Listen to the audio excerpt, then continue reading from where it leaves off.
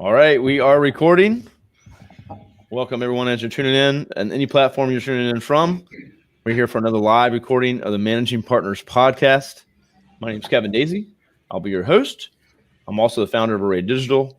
We are a digital marketing agency that helps law firms grow and fill their pipelines. So please reach out to us if you need any of that assistance. Today, I got a special guest coming all the way from New Mexico. And he's in a really cool spot right now as we're recording. I'll let him talk more about that in a second. But Jonathan Miller, welcome to the show. Thank you so much. It's great to be here. I'm actually coming to you live from a Denny's in Truth or Consequences, New Mexico. So before we get into some some good questions, you told me where you are, and you're in between. It sounds like you're traveling for work. And, right. I live in Albuquerque. My office is in Albuquerque. I'm doing a trial all week in Las Cruces, New Mexico. And this is basically the only place with internet in between Albuquerque and Las Cruces. I love it. So it sounds like you're in the middle of nowhere almost. So what was the name of the town that you're in right now? Really cool. Truth or Consequences. There was a contest, I think, in the 50s, and the town was called Hot Springs, New Mexico, and the first town who changed their name got some big prize, and they stuck with it. And I've actually used this place as a setting in some of my books. It's a great resort town, amazing hot springs. Oh wow! And I stop at this Denny's about once a week on the way to somewhere else usually. That's awesome. And what I heard was Denny's has got some pecan pancakes going on right now. So amazing special. Get them. All right. If you're tuning in, this is not sponsored by Denny's. They didn't pay us to push this, but go by and check it out. But let's go. See, we're enjoying some coffee. Yep. While we're recording today. So hide the label. It's Monday, people. I don't know if this comes out on Monday or not, but it's Monday as we're recording this. So need a little extra coffee today. So John, give us a little, tell us about your journey, your story, which, John's also an author, which we'll get to that as well. He's put out a lot of different books, and but as far as an attorney's perspective, other attorneys, listening to this show or watching to pick up some good tips. Right. Tell us your journey about becoming an attorney and kind of how you got to where you are today. Well, originally I wanted to do environmental law. I went to Cornell undergrad where I had this background in the urban and regional planning. I went to University of Colorado Law School because they've got this incredible environmental natural resources program. And my first job out of law school was in Washington, D.C. at the Department of Interior. And I had this great job of, doing real fascinating natural resources work. And I was in the Energy and Resources Division. And now hang on to your hat because things are going to get crazy. Budget cuts hit. I lose my job. I work for Congress for free for a little bit, for a couple weeks. At a brief detour where I checked out being an urban planner in Chicago. But again, I'm still reeling from losing my job. And I become a public defender in Roswell, New Mexico. Yes, that Roswell, New Mexico. The Roswell. But literally as I'm going down there, I see a sign that says, "Watch for rattlesnakes," on Highway 285, literally on the county line as you're coming into Roswell. I made a vow that I was going to get a book, and that book would be called Rattlesnake Lawyer. And it took 10 years, but Rattlesnake Lawyer, which started out as a diary, eventually became it's been optioned. It's option now, but that was my first book about being a public defender in Roswell. That's super cool. I then had what's called a conflict contract all over New Mexico, where I started. That's when I started. I left Roswell and I moved back to Albuquerque, and I started traveling around. And then we wrote a script based on Rattlesnake Lawyer. The book hasn't been published yet, and it's optioned. And the joke I make, which is actually true, is it was rejected by a major network because it wasn't compelling. So I moved to LA to get compulsion. And I have a master's at the American Film Institute in screenwriting. I write. It's going to get even crazier. My book is published the day I graduate from film school. I write on a TV show, and then my dad has cancer. So show's canceled. My dad has cancer. I moved back to New Mexico. I blink and 20 years have passed. So I built my own practice, and yet all my other experiences I've incorporated into what I do. And, you know, I always joke that there are times I do closing arguments that I've copied directly from one of my books and vice versa. Oh, wow. Interesting. Well, you know, since we're talking about it, check out some of this information you can see on his website, rattlesnakelawcom. That's on the screen if you're watching via video, but rattlesnakelawcom. But check it out. He's got some interesting stuff there. A unique brand for those lawyers, attorneys out there. That's just different. And I think you should take a look at what he's up to and what he's doing. You have multiple books up on Amazon as well. Right. And right now, my book, Luna Law, won the Tony Hillerman Award for fiction in 2017. And that was about a lawyer who is going against an evil corporation. I always wanted to write one of those corporate thrillers. But that's awesome. But I based it on some cities that you don't normally hear about, like T.R.C. was in that one, Deming, New Mexico. And there's a town called Carrizozo, New Mexico, where I've done a lot of cases as well. So I travel a lot, and I wanted to incorporate it along with, you know, I've done a lot in Santa Fe and Los Alamos. Not a lot, but I'm all over the state. So you practice in New Mexico? Right. Right now I've got a conflict contract where I can go anywhere. And, but I do a lot in southern New Mexico, in Las Cruces, Alamogordo, Carrizozo, which is an interesting place. I'm on the road at least 2 days a week, sometimes 3. Okay. I've actually never been to New Mexico, but it sounds like a really interesting place. So one day, hopefully get out there. Well, so from your law perspective, tell us a little bit more about like the kind of clients you help, you know, areas of practice that you really, I guess, specialize in. I sometimes joke that I have what's called the conflict contract. If the public defender gets first choice, 2 people rob a bank, I get the second bank robber. And sometimes I also call it the breakdown docket, where if a lawyer has a breakdown of some kind or gets in trouble, I get their cases through the contract as well.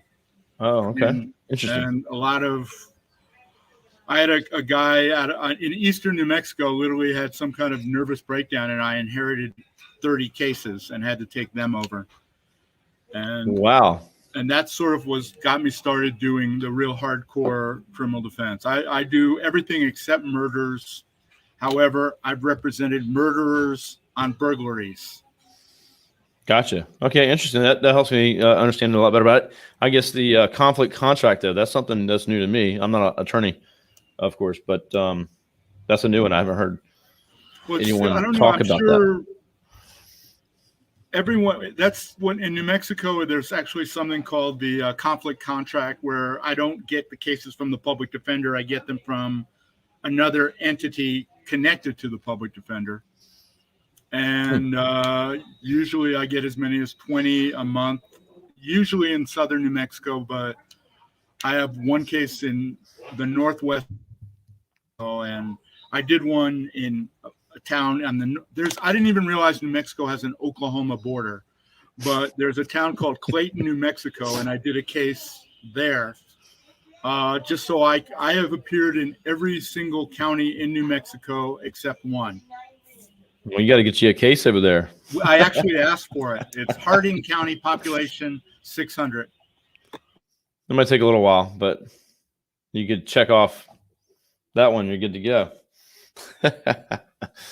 So give us a little bit more information. What have you know? What are some of the things that you've done to get your name out there, to get clients in the door, and obviously you're getting these cases now because of kind of the position you're in. Is there another method that that's worked well for you to have people that are looking for help for your services finds you through any kind of means of marketing or anything like that you've done that's really helped? Well, I did try what was called jail mail, and that was a disaster. It was very expensive, and where you send it out, and there are people that are doing a lot more jail mail than I am. So I literally did one barrage of mail and then never did it again. Ironically, is that where that's actually going to the jails? Where it's like, you've been here, you've been arrested, hope we can help.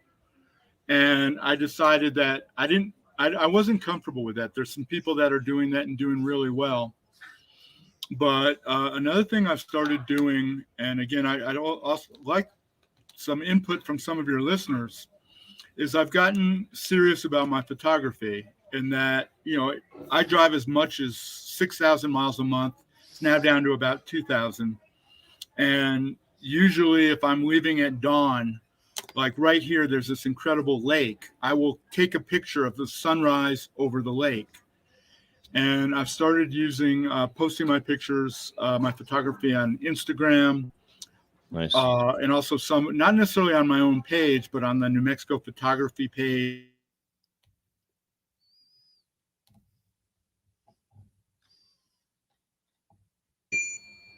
LinkedIn, I think that's how you guys found me. I just posted a picture of the balloon fiesta, and it's been seen by almost over 15,000 people. Oh, wow. That's awesome. And the New Mexico Public Defender is now revamping their website. And I literally organized all my photos, because I take photos of courthouses as well. I mean, I think hopefully you can show the one of the Albuquerque courthouses with a reflection.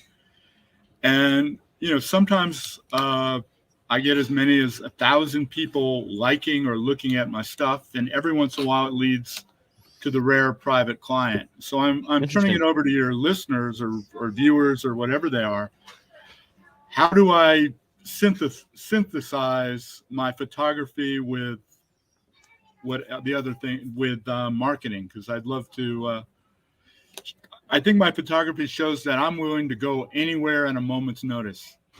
No, that's actually really interesting. That's really cool. I'm trying to think in my mind right now as a marketer myself, just things you can do. But what I have seen people be successful at from a attorney standpoint, one, they're just putting out some quick videos, tips, or they're doing stories and posting things that might resonate with folks.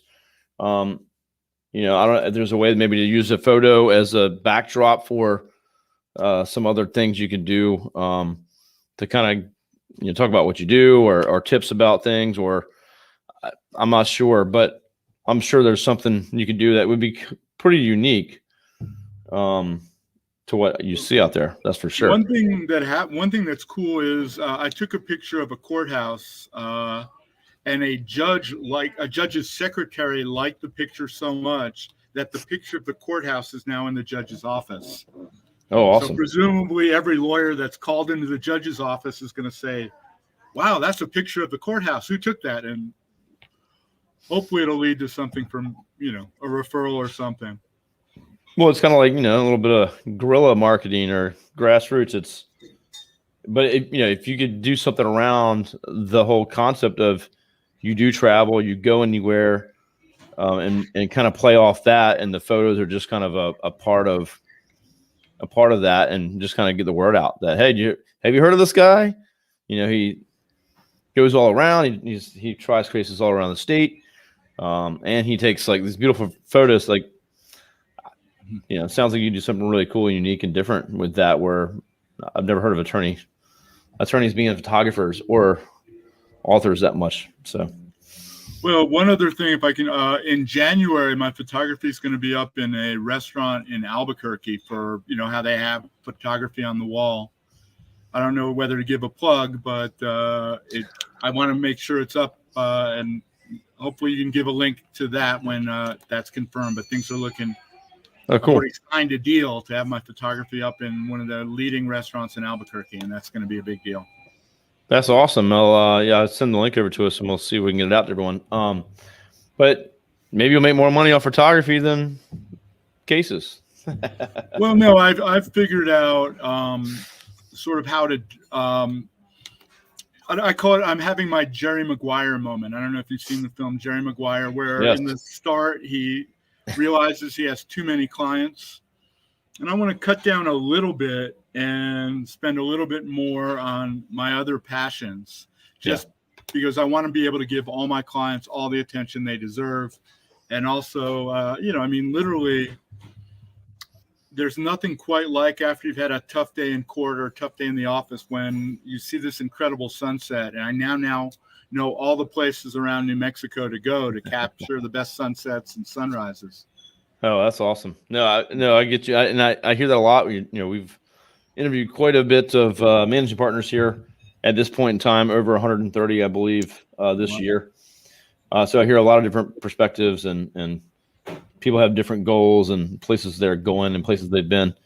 But it seems pretty common that, not just tons of phone calls and anyone calling versus a controlled amount of the right types of people calling, so that you can give them the right amount of time. So, yeah, I think that's a pretty common theme with everybody that I talk to that's running a law firm, running a practice. So, let's put our thinking caps on and think about what you can do with that. But I think it's pretty unique. It's pretty cool that what you're doing. What is your, you kind of just hinted to that, but what's the plans look like for you the next 2, 3, 5 years? How, we're coming out of COVID. Hopefully I'm not sure how that affected you as well, but what is it looking like for the next couple of years for you? Well, going back to COVID, my novel that's up for 3 awards is called Rattlesnake Funeral. And I've done probably more jury trials during COVID times than almost any other attorney in the state. And that has certainly been interesting. And also I've learned to do Zoom, and I've actually, one of the scenes in the book is based on real life where I had 2 phones and a computer. And I have to say John Miller for so-and-so, John Miller for so-and-so, John Miller for so-and-so, and *6 to unmute. So that has affected things. I'm now, I don't have to travel as much as I used to. And that's a good thing. Because I used to, now they're now letting us call in. Yeah. We do video hearings when they didn't used to. So that has changed. I'd like to keep providing high quality service to my clients. And again, as I said, I'd like to synthesize everything, that if you hear me talk about being a writer, maybe you'll hire me. But another thing, and this is something I would like to talk to your listeners about, is I always see these CLEs about storytelling, and I look at the people doing them, and I've never heard of them. They haven't written. It's not John Grisham, who's a practicing attorney, or Scott Turow. It's somebody who's and again, I don't know these people, but I would like to sort of go into that. And I would like to help lawyers write books without getting in trouble. And again, or digital marketers. I'm sure you've got a book in you somewhere. Everybody does. Yeah. My partner just put out a book recently, but I definitely have some ideas in the hopper. I just haven't acted on them yet. So, but no, I think that's really cool. I actually had an attorney on from Alabama a couple weeks ago. He set up his own training and CLE course and for lawyers, and they benefit by just doing it themselves, just to be the best accident attorneys they can be. But they have people from around the state in Alabama anyway signing up for this thing, and it's actually profitable for them, I believe, too. But I thought that was kind of interesting that I haven't heard before. So you're thinking about offering some similar type of but workshop. In addition to the law, again, writing workshops. I've actually spoken at Southwest Writers, which is the leading writing group in New Mexico, about my topic was how to turn your life into a novel and not get sued. And again, you've got to pick. Before me, I always remember you do marketing. I knew a woman who did PR. And her idea is her novel was a PR person going in to do a campaign, finds, has to solve a mystery. And actually it was pretty good book. I think it also won some awards. And not just do it for lawyers, but every single lawyer wants to write a book and has had something in their life worth turning into a story. And I do have a master's in it from, one of the best film schools in the country. That's excellent. That's awesome. That's different. Yeah. Well, anyone listening, if you're thinking about writing a book, and I'm assuming, I think everyone has the ability to put out a book or write a book. They have something different, unique story. I think it's a lot of people don't, take that step to do it. Wait, you're in Virginia, or where are you guys at? Yeah, we're in Virginia. Yep. Well, I actually lived in Arlington, and one quick story, which will be applicable to everything, is I didn't get my job at Department of Interior right away, and there was it took a couple months, and there was a time it looked like I wasn't going to get it. So my first professional writing was for Washington City paper called "I Fought the Law and the Law Won," about not getting a job. And I wrote about that. And in some ways, that's what started this whole process. Oh, cool. And the fact that I didn't get the big, oil and gas job, energy job, is another factor on why I started, being a public defender in Roswell was obviously not my first choice. But by doing that, I learned so much, and I learned that I love stories, and I do like helping people too. So if the moral of the story is, if you don't get what you want, sometimes you can get what you need. Yeah. And I think, again, I ask every attorney that I have on here that's done their own thing, and they all, interestingly enough, have they didn't pick or choose necessarily where they are today. And they went through this, kind of into this field and then into this, and then some didn't want to be attorneys. And it's interesting to see where they end up at the end of the day, and then they end up being in the places they want to be eventually. So, yeah. And just like you got passions, you want to do things outside of what you're doing too, and you want more time towards that. That's where you want to be. So, and I think that's great. But everyone has a story. Some have better ones than others. So, yeah, I think that's really cool. It's really interesting. I appreciate you sharing those things here, because again, it's different, it's unique. I'll put the website up again too. I think you guys should check it out and see, some of it's maybe eccentric, or so your brand. Check out the website. Some of the stuff he's done is actually pretty cool. But I'm trying to think about how you can really leverage the photography and some of the other things that you're doing. I think that helping attorneys with the writing side, at least have setting some stuff up for that. I think that's a great angle for sure. But how to pull it all together, it has some more thought on that for sure. Yeah, I'm gonna think about that one. So, is there another way that people can reach out and connect? Is there any social media platforms? You mentioned Instagram. What is your Instagram handle? It's Rattlesnake Law. My corporation is now called Courthouse Law, which means rattlesnake in Latin. Oh, really? Okay. But my website is rattlesnakelawcom. My email, I don't know whether to put what the heck. It's John, Jon at rattlesnakelawcom. And I'm on LinkedIn. I'm hitting like 20,000 people on LinkedIn. I'm on Facebook as both Jonathan Miller and Jonathan Miller, the Rattlesnake Lawyer. And Instagram is where you can see my photography. Okay, excellent. Yeah, so just at the bottom of the page here, if you're watching, if you're listening, at Rattlesnake Law is his handle. I'm going to go check that out too, John, because I haven't actually got the chance to check that out. I'm not on Twitter, though. I made it a point not to get on Twitter. Yeah, you can't do them all, No, you can't. Another lesson for anyone listening. You want to, we want to be everywhere. For me, it's as a marketer, and especially for, the clients that we help, you got to choose the one that you really can do well at, really, and do good at it. And if you want to take it to another platform, I think it makes sense. But you can't have one where you just you set the account up, you never post anything, and it's just dead. So try to pick a platform you think is going to work well. And interestingly enough, John, like we've had some attorneys on here that have found their own little successes, like I think you can do. There's an older gentleman we had on from Kentucky who had 500,000 followers on TikTok. Yeah. So a guy that should probably, I don't know how he did it, but and then we've had a divorce attorney that's in Colorado that has a podcast, and they get a ton of clients from their podcast talking about divorce.